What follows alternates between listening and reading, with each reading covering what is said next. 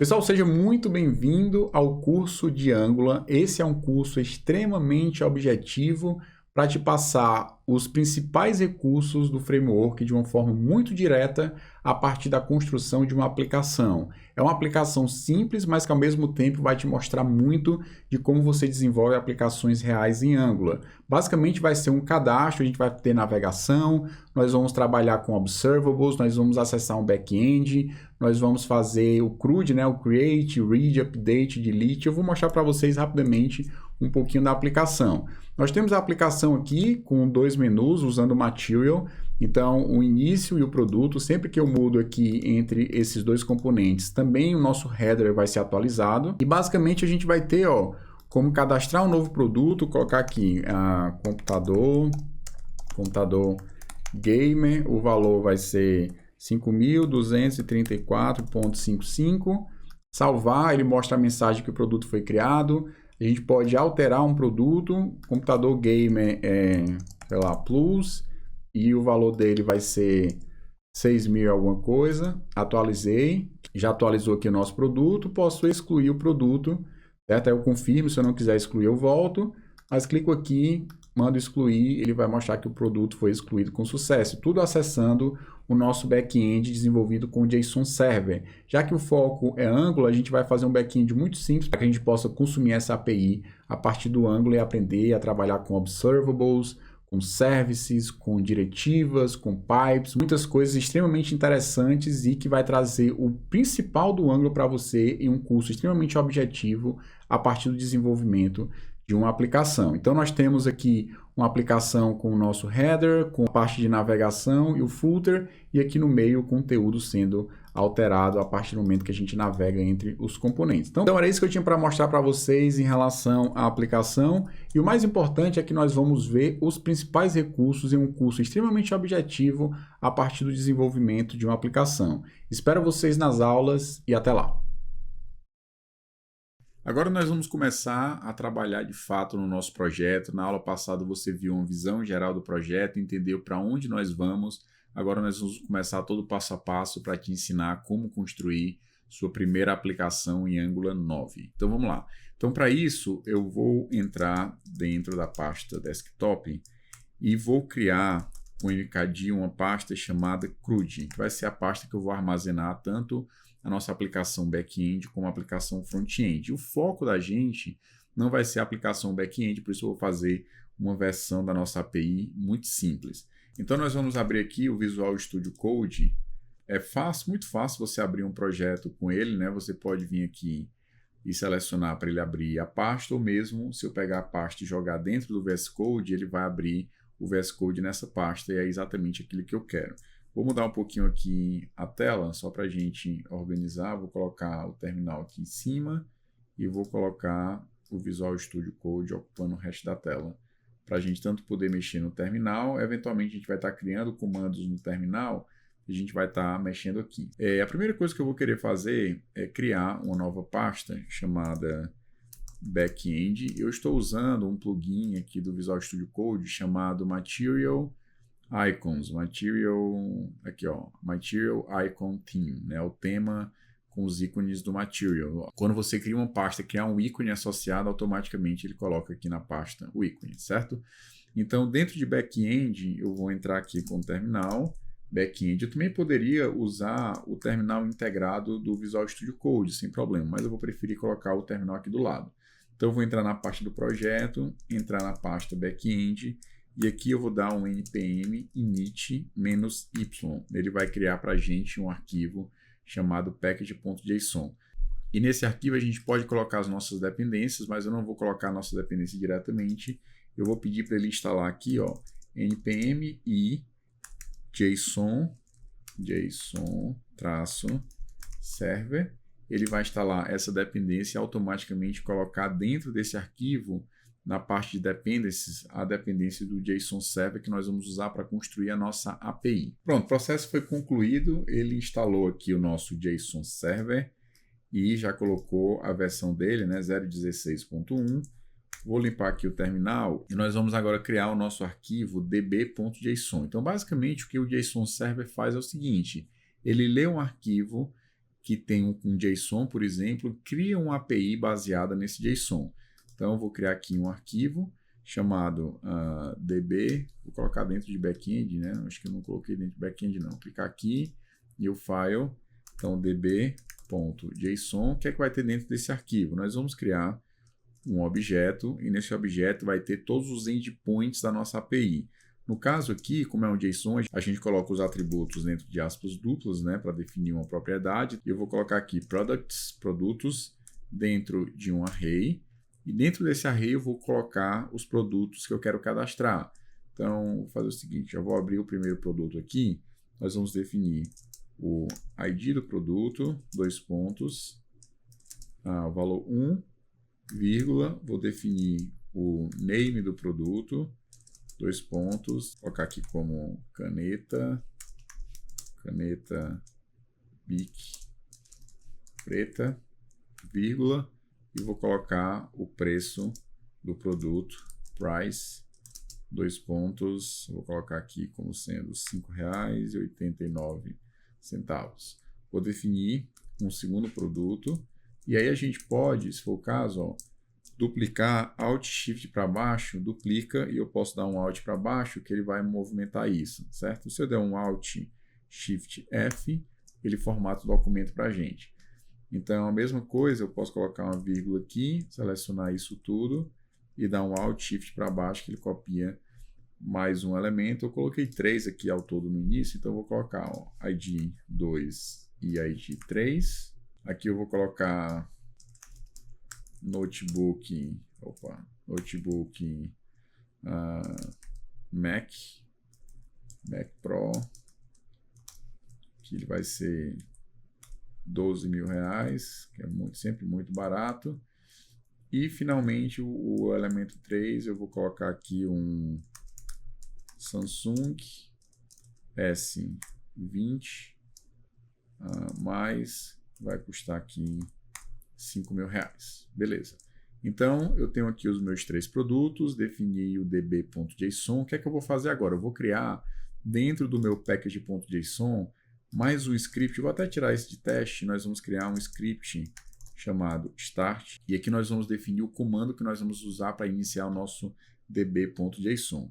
Nesse caso, eu vou chamar aqui o JSON-server. Vou colocar para ele ficar fazendo um watch em cima do db.json. Posso definir a porta, por exemplo, ao menos port, e a porta que eu vou usar aqui vai ser a porta 3001. Basicamente o que eu fiz foi chamar o JSON Server, que eu tinha instalado anteriormente, coloquei para ele ficar monitorando esse arquivo db.json que eu acabei de criar na porta 3001. Feito isso, nós temos a nossa API funcionando. Opa, vou colocar aqui npm start dentro da pasta backend e ele vai iniciar a nossa API. Se você quiser testar a API, por exemplo, ó, ele só tem aqui um único endpoint, que é de produtos, exatamente porque a gente colocou aqui produtos, mas se a gente quiser colocar outros, basta colocar clientes e tal, e ele tem muita coisa legal. Se eu abrir aqui o Postman, só para a gente fazer um teste simples, né? Posso até fazer um teste aqui para ele fazer um post e realmente inserir dados para a gente ver que você vai perceber que o JSON vai alterar esse arquivo, como se fosse uma base de dados. Tanto é que eu coloquei aqui db.json. Deixei ele iniciar para a gente fazer aqui uns testes. Pronto, para a gente testar, vou copiar, vou dar um Ctrl+V em cima da API da URL que tinha lá. Vou fazer aqui um get, só para a gente ver o resultado. Ó. Executando, ele vai trazer aquilo que ele obteve dentro do nosso JSON. Ó. Ele teve 3 elementos, a caneta, o notebook e o Samsung, e eu vou executar uma requisição do tipo post. Vou colocar aqui no meu body URL encoded, vou definir um name, deixa eu mudar aqui, name, vou definir aqui um price, vou apagar esse desconto aqui que não tem, e o nome do produto vai ser, vou colocar aqui, sei lá, geladeira.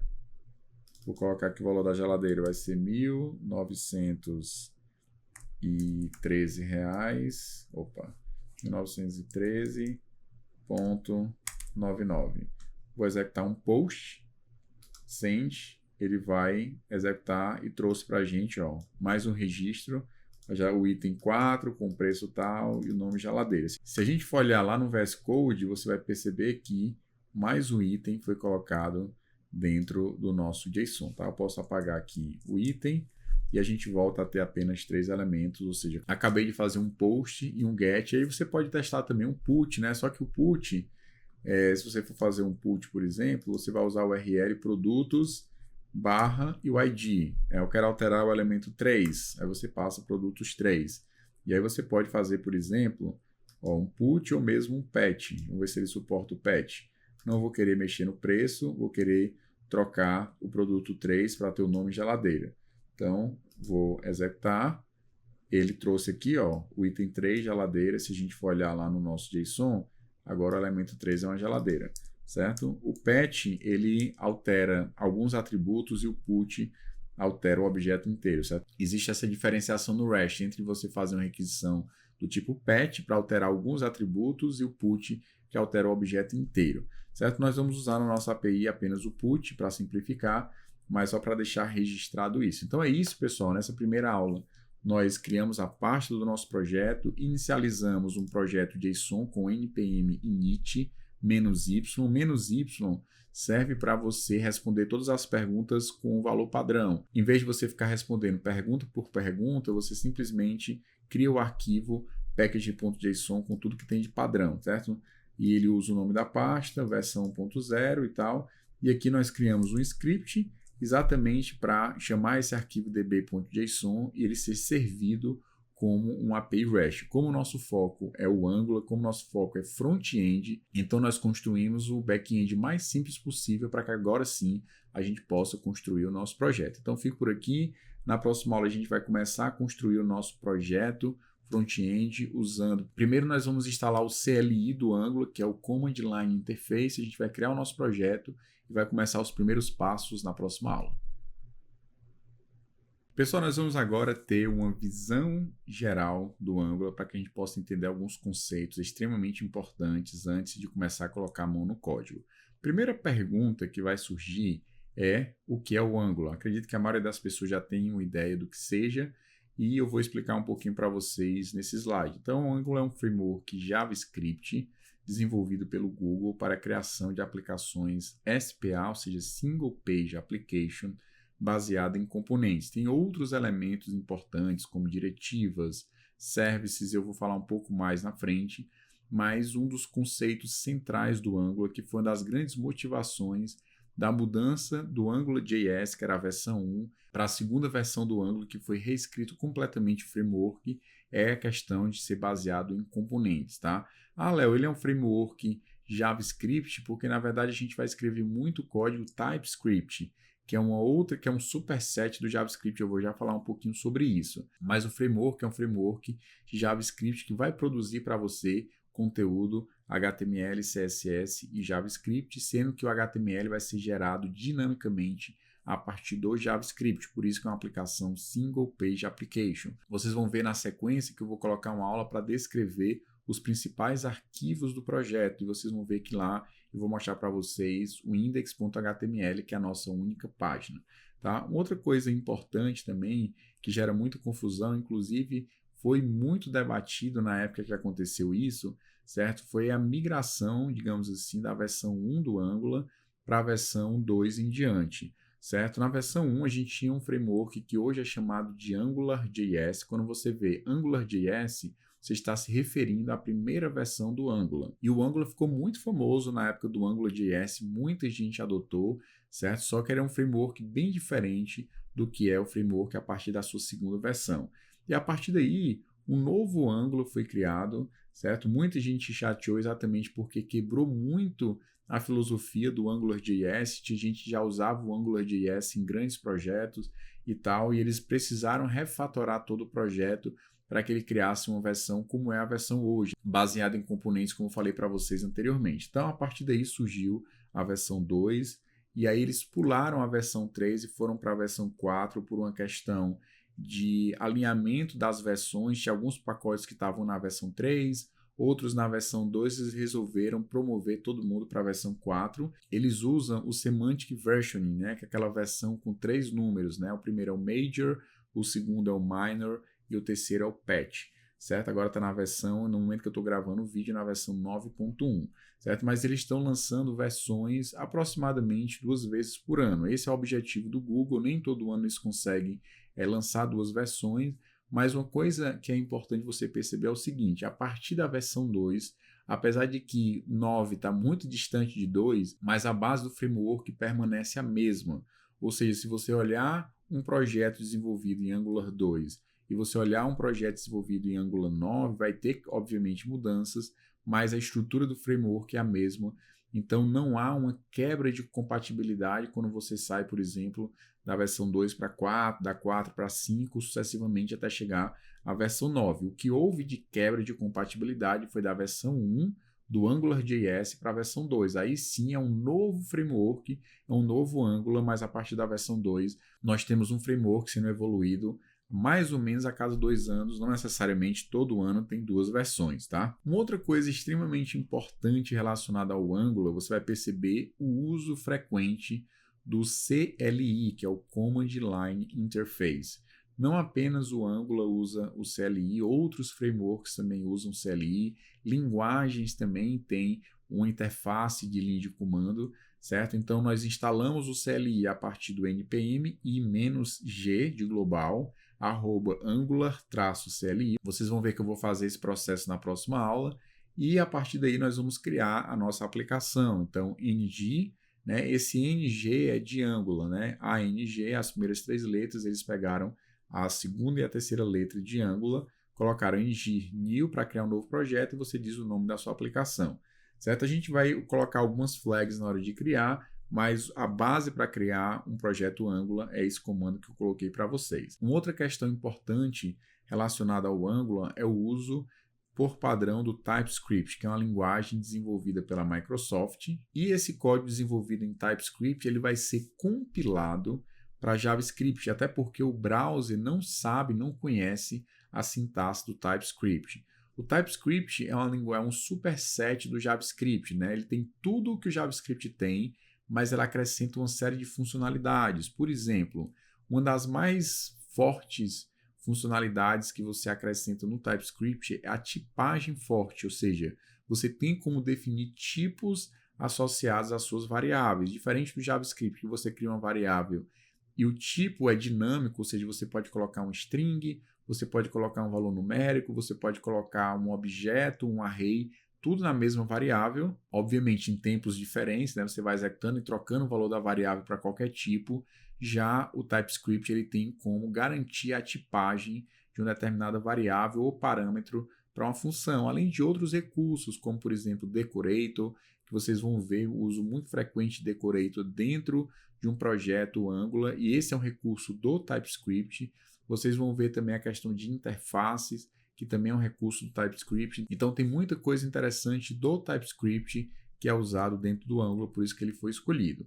Então, o TypeScript, como eu falei para vocês, é um superset do JavaScript. Ou seja, tudo que o JavaScript tem é suportado no TypeScript e o TypeScript coloca algumas funcionalidades a mais. E no final das contas, esse código que tem funcionalidades a mais, que o browser não tem a menor ideia do que se trata, tem um compilador que vai converter esse código TypeScript para JavaScript puro. Ou seja, quando você gerar o seu projeto estará apenas com HTML, CSS e principalmente JavaScript. Até porque, tirando a sua única página HTML, todo o conteúdo HTML que é gerado no browser é gerado a partir da manipulação da DOM via JavaScript, ou seja, você vai criando os elementos dinamicamente a partir do framework. Isso é um processo que acontece por baixo, a gente não precisa se preocupar. Então vamos lá, o próximo passo, eu vou falar um pouquinho sobre um conceito essencial para qualquer tipo de framework que se baseie em componentes.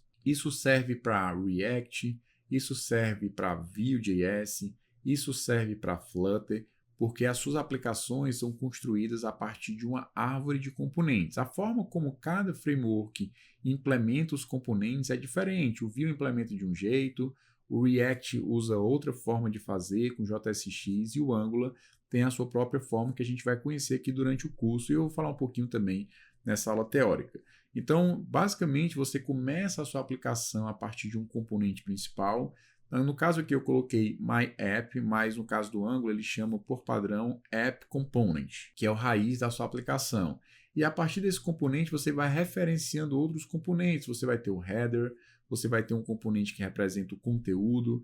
Dentro do header você vai ter um componente de navegação. Lá no conteúdo você vai ter um content title, você vai ter, por exemplo, um componente que representa o CRUD, né, o cadastro de produtos. E dentro da navegação você vai ter uma lista, dentro dessa lista você vai ter os itens da lista.